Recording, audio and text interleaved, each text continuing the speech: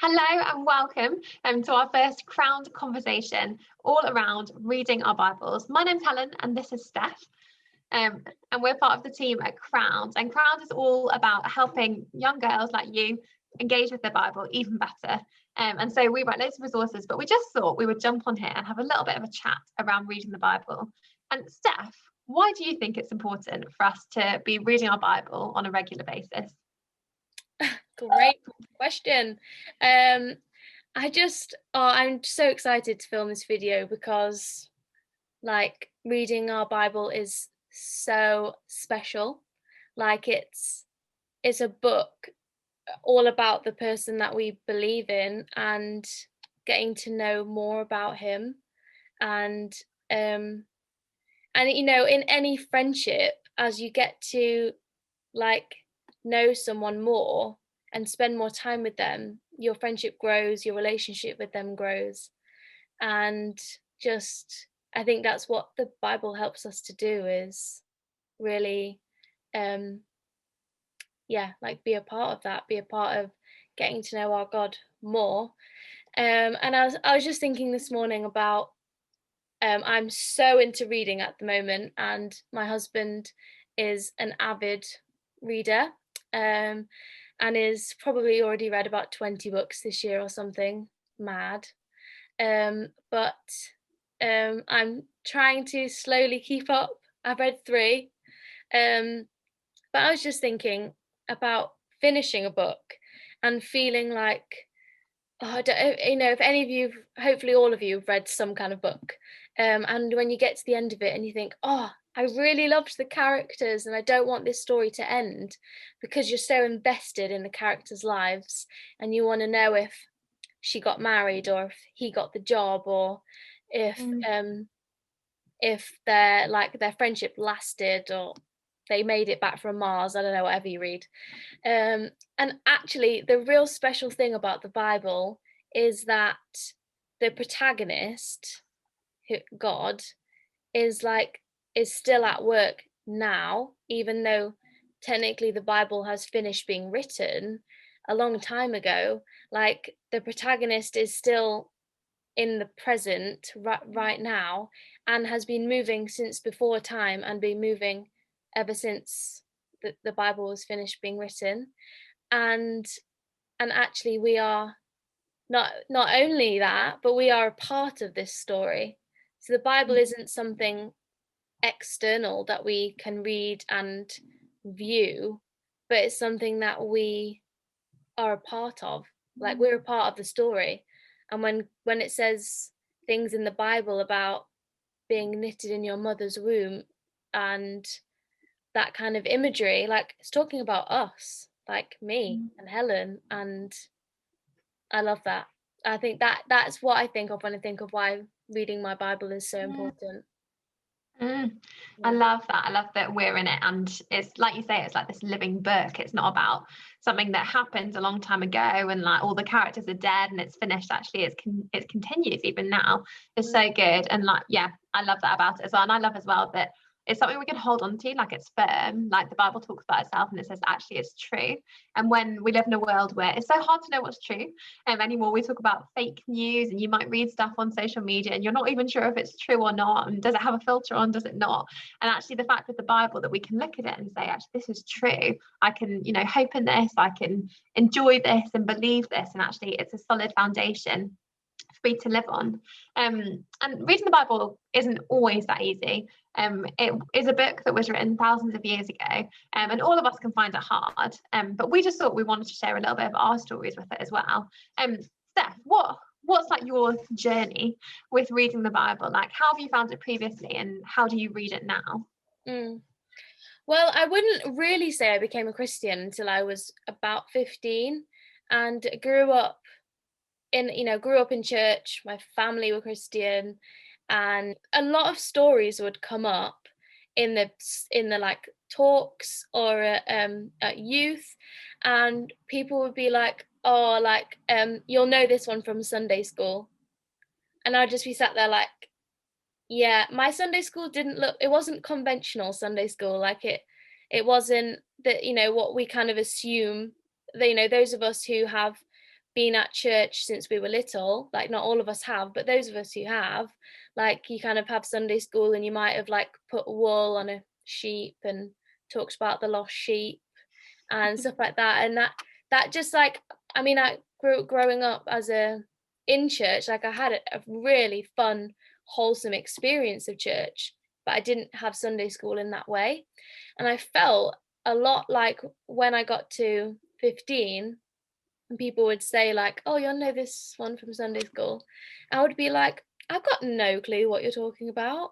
And it wasn't that my like being a child, I wasn't like, my church was grounded in the Bible, but I just like, I think those years not being a part of the church meant I'd forgotten a lot of that stuff and a lot of those stories that you learn growing up from the Bible, and they're easy to talk to kids about and do a craft with and that kind of stuff. So I remember like when I was 15 and I started reading the Bible, it was basically like I was reading it for the first time.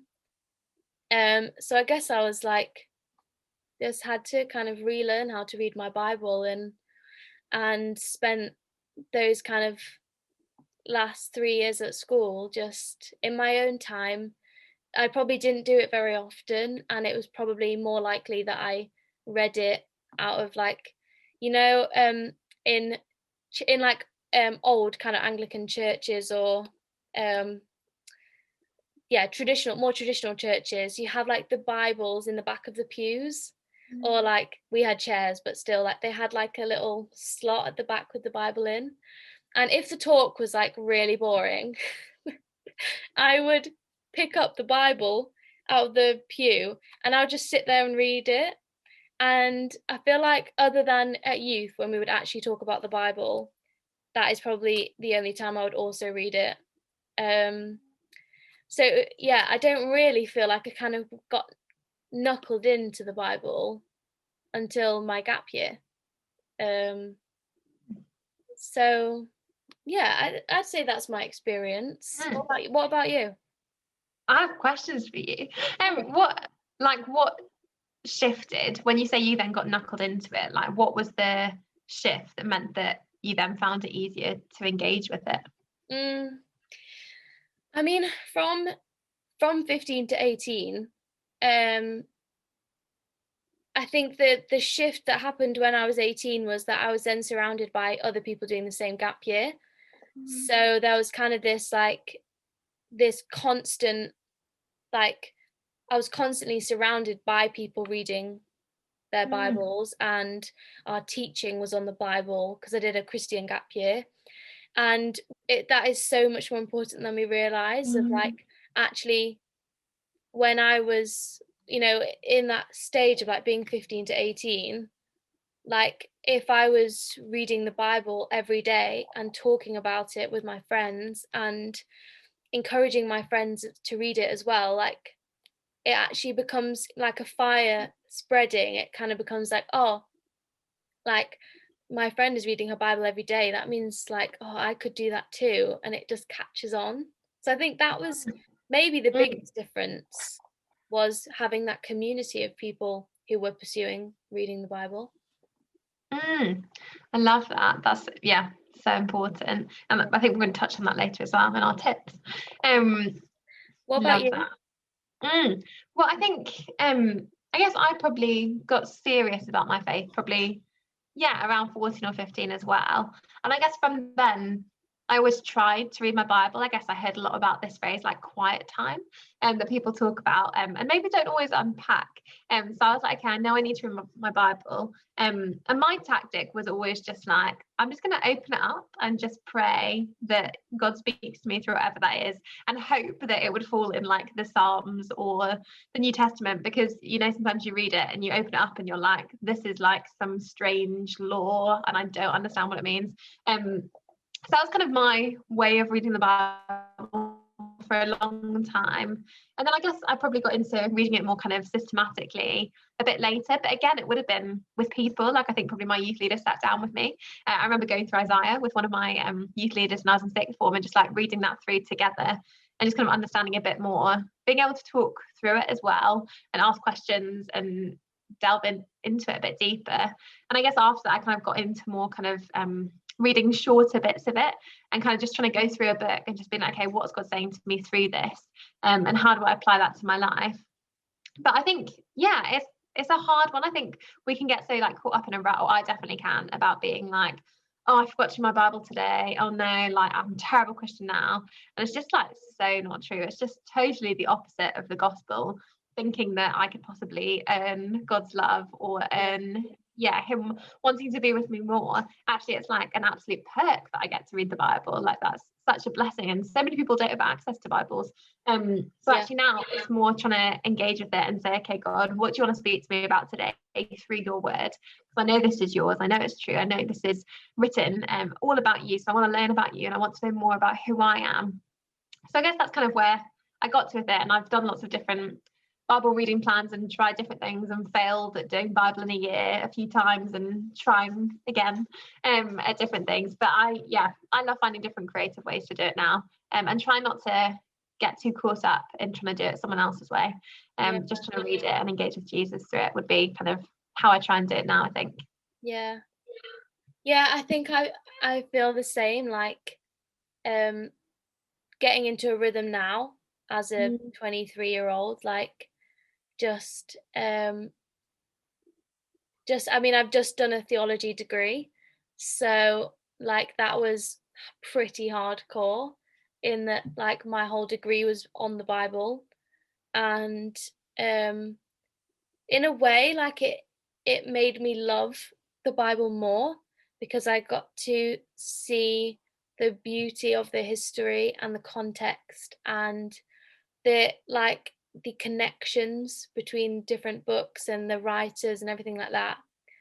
But in a way, it was really easy for that to then become something that was academic. It was something that was, I read my Bible and I learn, and then I write an essay, and then that's it. That's the context of Isaiah, done. But actually, like, it's like you said, like not getting into a rhythm of reading it for the sake of it, but reading it for an interaction with like the maker of the universe.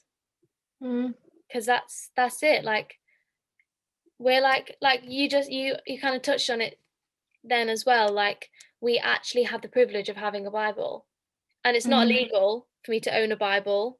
This hasn't been smuggled in that, like it is in so many countries where it's illegal to even say that you believe in Jesus, like, let alone own a Bible and be reading it and like integrating it into your life and your well-being and everything.